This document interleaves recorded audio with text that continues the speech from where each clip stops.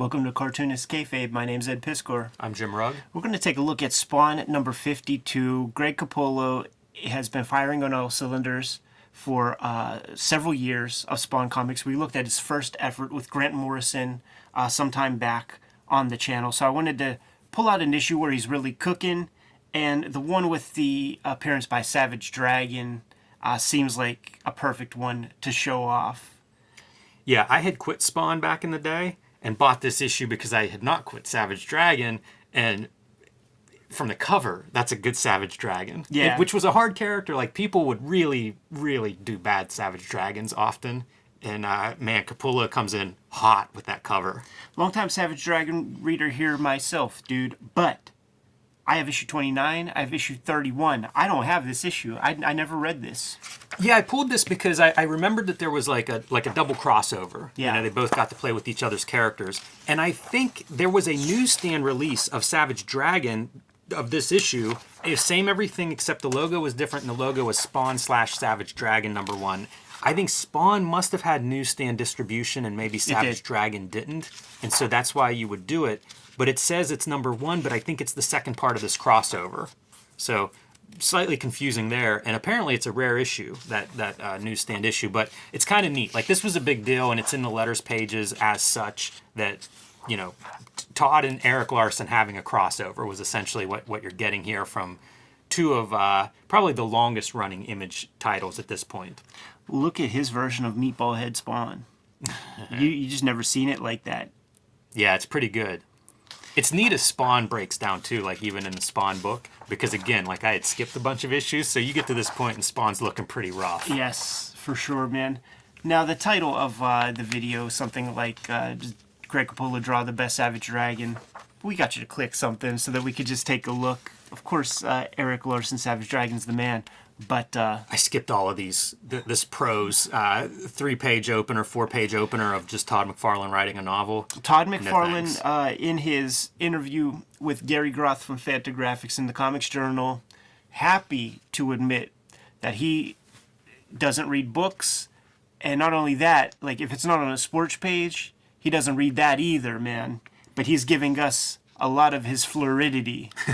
It's a peculiar kind of opener for this issue.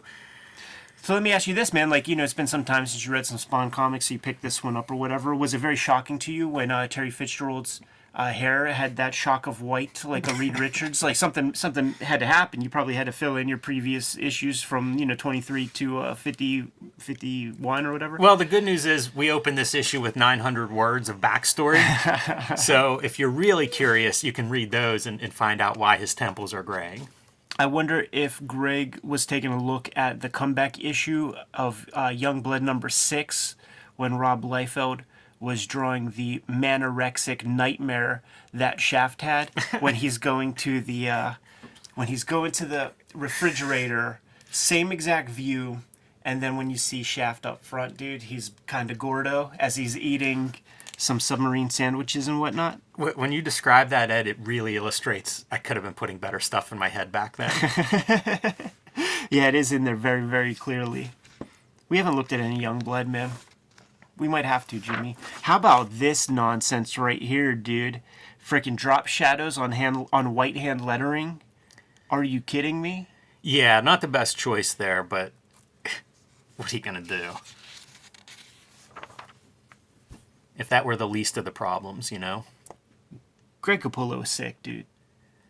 Yeah, this reminds me a lot of some of the Sandman Hell. It does. Landscape. Yeah, for sure. That looks chodish. I could see also Sam Keith nailing this kind of a landscape. I think Sam Keith was the artist on some of that stuff that is in your mind right now about Sandman. But I do like this like skull zombie looking Spawn face. I feel like that's kind of neat looking. I like all the teeth hanging out. Yeah. It also has some like weird little spikes that we'll start to see coming off of it, and then like little bits of muscle underneath the burn matter. Looks really good when we see our Spawn topless.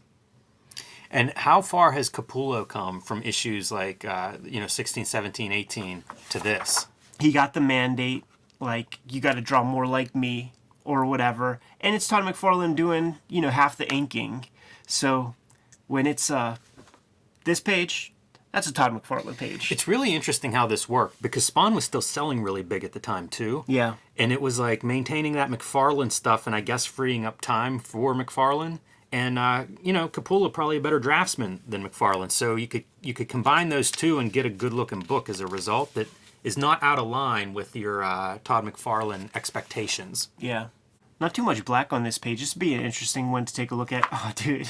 I think we got a Peter David Denizen of Hell in the mix here right there.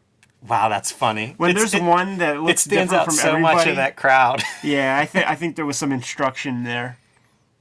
Which would be years after, like, the main...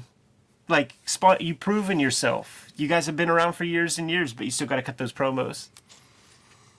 And then Old grudges die hard. You know, that could... well, see, that's got a double chin and stuff, so that's probably Peter David. But Greg Capullo grows into that facial hair.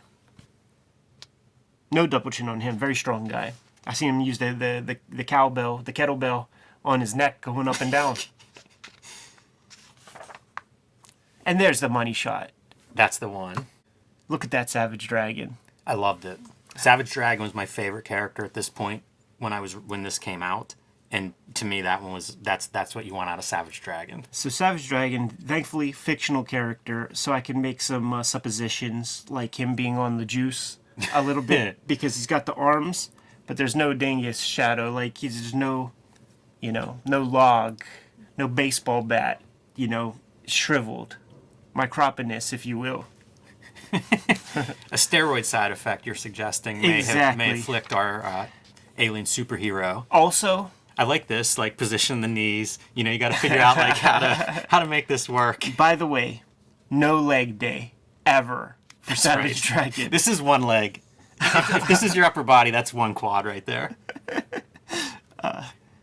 Pretty freaking badass. Great veins on it, like running through his arms and everything. Yes. Yeah, he just looks amazing. This is such a cool thing too to see, like a guy who can draw well, like a Greg Capullo. He nails the look, with the fin and everything. It's like, yep, that one's on point. But then it's also like, let him interpret it himself, though. Mm-hmm. You learn a lot about superhero comic drawing when you really study this stuff, where it's like, get the basic shapes of the muscles throughout the figure, but then you could kayfabe the musculature on the inside. You got to get the basic outer shape to look right, and then you just do the French braid like lines, and you're gonna get a good looking superhero. Yeah, McFarlane being involved in that is a big part of that too, because I feel like he's much more about get that shape right and then just do the McFarlaneisms on the inside. I like the expression on Dragon's face here whenever he's captured, and he sort of has this, like, I don't know, evil imp kind of look on his mug. Good composition. That is not an easy image to draw. No, it isn't, especially with that distorted body. And then his two toes, you can't help but think of him as the cousin of the Teenage Mutant Ninja Turtles when you see that. We looked at old Megaton comics. Those are pre-1984, so he invented that foot. That was his, man. More of those mushroom tips. I think this is a really good shot. This reminds me a little bit of Body Bags Jason Pearson. He has one that's kind of a close-up of a face hunched over. But again, it nails the fin, which is what everybody would mess up. Exactly. The Judge Dredd lip is a good touch, man. That pushing out that bottom lip. It makes your guy look more badass. A little golden shower on our green guy. Yeah, they're getting him ready, giving him a urine shower. No respect. No. They're going to sacrifice him. And see the little gimmicks coming off of Spawn's face. Notice we're not talking much about the story content, really. Because it's just an excuse to get these guys to fight around like a bunch of hell demons. Dragon keeps going on and on about how this, like, he doesn't care, this is all a dream. Right. It is a funny contrast between the heavier-handed Spawn mythos, right? This is hell and end times, and there's prophecies and scriptures and all this stuff. And Dragon is that Chicago, it'd be Bruce Willis would be doing sort of the Attitude if this was a movie kind of guy, and it's just much more of like, it doesn't matter. Right. You want to win the fight, that's fine. You want to crucify me, that's fine. I love this image, man. I would love to see the original on this 2-page spread. Strategically having the smoke trail go along the cod piece. Look at the thickness. That's nearly Boof and the Bruise Crew arms on that Savage Dragon right there. Still looks good though. Again, like nailing that character in a variety of these different poses and arrangements. Like, still looks like a good dragon. Yeah, for sure. And this is where you get to see some of that muscle texture underneath the charred outer skin pieces of our spawn. Just look at all of this noodling. I could eat that stuff up. Pretty good mug on this random bad guy. Yeah, man. Having fun with the teeth. Like, when guys do that and pull it off, it looks really, really good. Reminds me a little bit of like a Mad Max Fury Road kind of thing of these like post-apocalyptic mutant type characters. In the Savage Dragon issue, there were dudes that I thought of as war boys, and then stretching Steve Olive out and making him do some gimmicks. That's a good final page for the artist. You know, I was reading this, and it does, as we've been revisiting Spawn, it does make me curious, like, what's gone on for the last 250 issues. Right. Yeah.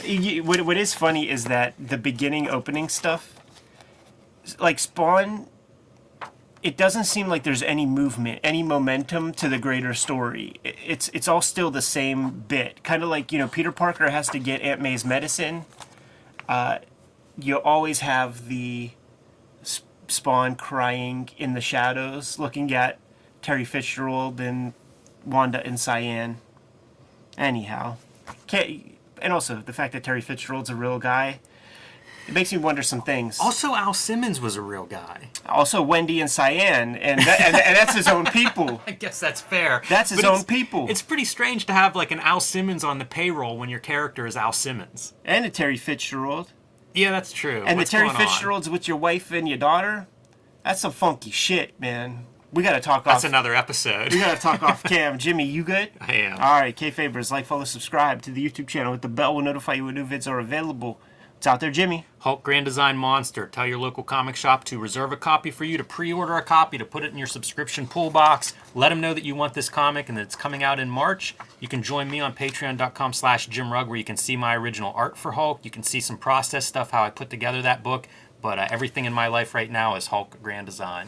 Red Room, the antisocial network, on the stands today that collects the 2021 season of Red Room Comics, but it's 2022, so you got to get your hands on Red Room Trigger Warnings, issue number 1, coming March 9th. It's going to be coming out on a monthly basis, every single issue completely self-contained. You can read that comic today on my Patreon, patreon.com/EdPiscore. $3 for the archive there. More than 200 pages of comics are up there as we speak. You can get to all these links in the link tree in the description below this video. Jimmy, look at these crazy McFarlane toys, man. They stretched the Spawn characters to no end. You can't do much more. So you got to get, you know, we had some success with Cygor, the gorilla cyborg. So you got to have Hoof. You got Thorax. Isn't that the same color scheme? Isn't that a Space Ghost character? The little grasshopper? And then the most boring Spawn toy I've ever seen in my life, probably. Yeah, what a weird collection of A weird them. knight. Some of this, some of the graphics that go along with this stuff too. Total Chaos. I thought he had licensed Valiant there for a minute. Straight up PowerPoint kind of font. Jimmy, give them the marching orders. We'll be out of here. Read more comics.